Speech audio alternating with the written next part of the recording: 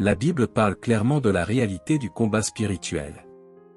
Vous pouvez faire l'autruche et prétendre que cela n'existe pas, mais mes amis, laissez-moi vous dire que la parole de Dieu ne mentionnerait pas le combat spirituel s'il n'était pas une réalité. Mais plutôt que de nous concentrer sur l'ennemi que nous affrontons, je veux que nous nous concentrions sur les armes qui nous ont été données.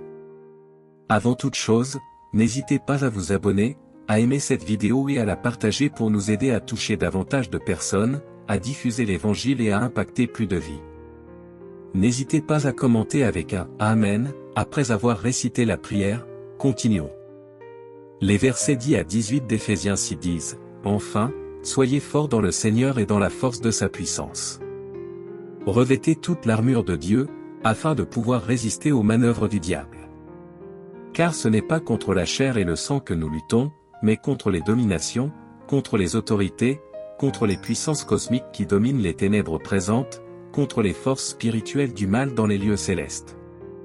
C'est pourquoi, prenez toute l'armure de Dieu, afin de pouvoir résister aux mauvais jours, et, après avoir tout fait, de pouvoir tenir ferme.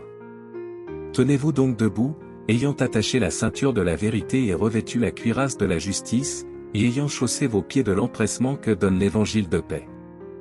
En toutes circonstances, prenez le bouclier de la foi, avec lequel vous pouvez éteindre tous les traits enflammés du malin, et prenez le casque du salut et l'épée de l'Esprit, qui est la parole de Dieu, priant en tout temps dans l'Esprit, avec toutes sortes de prières et de supplications. À cette fin, veillez avec une entière persévérance, en faisant des supplications pour tous les saints. Je voudrais que vous remarquiez quelque chose. La ceinture de la vérité, la cuirasse de la justice, les pieds chaussés de l'évangile de paix, le bouclier de la foi, le casque du salut. Ce sont tous des éléments défensifs pour notre armure. Ils sont tous destinés à nous aider à bloquer les attaques de l'ennemi. Ils sont conçus pour nous sécuriser et faire en sorte qu'aucune arme du camp de l'ennemi ne puisse nous causer de sérieux dommages. La seule arme offensive dont nous disposons est l'épée de l'Esprit, la parole de Dieu, une parole vivante. C'est avec elle que nous devons vaincre l'ennemi. Je voudrais donc que vous compreniez chacun des éléments qui composent notre armure. Jésus-Christ a dit qu'il était le chemin, la vérité et la vie, et nous devons nous ceindre de cette vérité. Le diable est le père du mensonge, mais si nous portons la ceinture de la vérité, nous ne serons pas victimes de la tromperie de l'ennemi. Nous devons porter la cuirasse de la justice parce qu'elle nous protège contre tous les stratagèmes impurs de l'ennemi, ses plans pécheurs. Ainsi revêtus, nous poursuivons la justice et nous nous détournons du péché. À nos pieds, nous devons être équipés de l'évangile de paix, ce qui signifie, je crois, que nous devons être enracinés dans l'évangile de Dieu, le Christ. Et puis il y a le bouclier de la foi. C'est ce qui nous protège des flèches que l'ennemi lance, des flèches du découragement, des flèches de la dépression, du manque d'estime de soi. Votre tête est un endroit que l'ennemi tentera d'attaquer fréquemment, car s'il peut vous affecter dans votre esprit, il peut affecter votre vie. C'est pourquoi le casque du salut est indispensable à tous les croyants. Enfin, il nous est dit de prendre l'épée de l'Esprit. L'épée de l'Esprit est la parole de Dieu. La parole de Dieu est vivante et nous pouvons l'utiliser pour vaincre l'ennemi. Nous pouvons prononcer la parole de Dieu sur nos vies pour les protéger et les sécuriser. Ainsi, chers amis, lorsque vous rencontrez des obstacles dans la vie, ne mettez pas votre confiance dans les gens. Faites confiance à Dieu. Ne comptez pas sur les gens ou les choses. Faites confiance à Dieu Tout-Puissant, car il vous cherche. Car les yeux du Seigneur vont et viennent sur toute la terre, à la recherche de la personne qui s'engage pleinement et qui a confiance en lui. Nous rencontrons tous des obstacles dans cette vie. Nous serons tous confrontés à des choses qui menaceront notre foi dans le Seigneur. Nous nous heurterons à une opposition qui peut paralyser de peur même les cœurs les plus courageux. Mais la Bible nous dit sans cesse de ne pas nous inquiéter. On nous dit de ne pas craindre, de ne pas nous laisser abattre, de ne pas nous décourager, mais au contraire de regarder le Seigneur comme notre libérateur. Regardez le Seigneur comme votre sauveur. Regardez le Seigneur comme votre aide et votre source de force. Et maintenant, prions. Seigneur Jésus, je te remercie pour le plan que tu as sur ma vie. Que ta volonté prévale. Que ton plan et ta volonté pour ma vie soient ce que je suive. Seigneur, je sais que l'ennemi a aussi un plan. Il a un plan pour voler, tuer et détruire.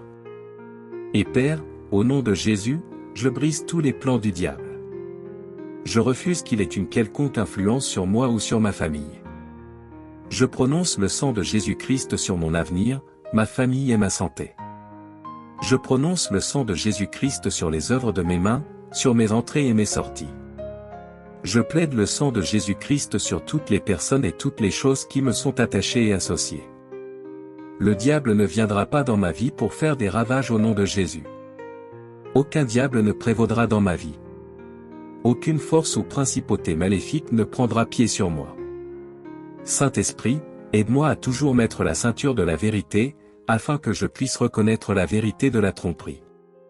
Je prie pour que je porte toujours la cuirasse de la justice, afin que lorsque l'ennemi essaiera de m'attaquer avec le péché et l'impureté, je sois fort et reste concentré sur ma poursuite de la sainteté. Aide-moi et couvre-moi, Esprit Saint, pour que mon cœur soit guéri, pour que mon cœur soit pur. Lorsque le diable essaiera d'attaquer mon cœur et mon esprit, je prie pour qu'il n'ait aucun effet sur moi parce que j'ai revêtu la cuirasse de la justice. Je prie pour avoir un caractère paisible, Seigneur, une personnalité paisible. Que cette paix soit enracinée dans la connaissance que mon Sauveur, mon Seigneur Jésus-Christ, est le Prince de la paix. Je prie, Père, que lorsque le diable complote contre moi, lorsqu'il essaie de m'attaquer, le bouclier de la foi me défende. Je prie pour que ma foi soit forte parce qu'elle est ancrée dans ta parole, parce qu'elle est ancrée en Jésus-Christ et non dans une quelconque situation ou circonstance sur cette terre. Seigneur Jésus, je sais que la bataille de mon esprit est l'un des endroits clés de la guerre spirituelle. Aide-moi à renouveler mon esprit. Aide-moi à développer un esprit qui se concentre sur toi à tout moment. Donne-moi tout ce dont j'ai besoin pour être fort dans cette vie. Aide-moi à méditer sur ta parole, qui est vivante et plus tranchante qu'une épée à 2 tranchants. Ta parole est vérité et ta parole est puissante. Que le Saint-Esprit m'incite et me convainque constamment de méditer et d'étudier ta parole salvatrice, Seigneur. Je prie pour que, dans cette bataille contre les forces du mal, je ne sois jamais trouvé sans l'armure que tu m'as donnée. Que je ne sois jamais trouvé nu et mal équipé pour le combat qui m'attend, mais qu'au contraire, tu me donnes un esprit sage et un cœur fidèle, toujours prêt à combattre l'ennemi. Je te remercie, Seigneur, pour ta puissance et ta force. Je te remercie de me donner les ressources dont j'ai besoin pour vaincre le diable et vivre victorieusement. Je t'en prie, au nom de Jésus. Amen. Enfin, soyez forts dans le Seigneur et dans la force de sa puissance. Revêtez toute l'armure de Dieu, afin de pouvoir résister aux manœuvres du diable.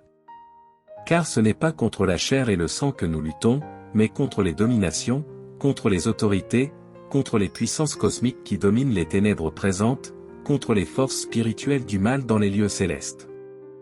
C'est pourquoi, prenez toute l'armure de Dieu, afin de pouvoir résister aux mauvais jours, et, après avoir tout fait, de pouvoir tenir ferme.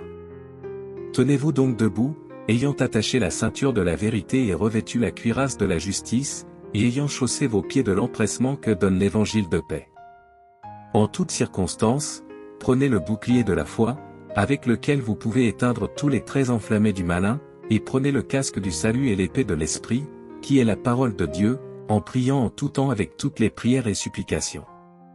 À cette fin, veillez avec une entière persévérance, en faisant des supplications pour tous les saints, en fixant les yeux sur Jésus, le pionnier et le perfectionneur de la foi. Pour la joie qui lui était proposée, il a enduré la croix, méprisant la honte, et il s'est assis à la droite du trône de Dieu.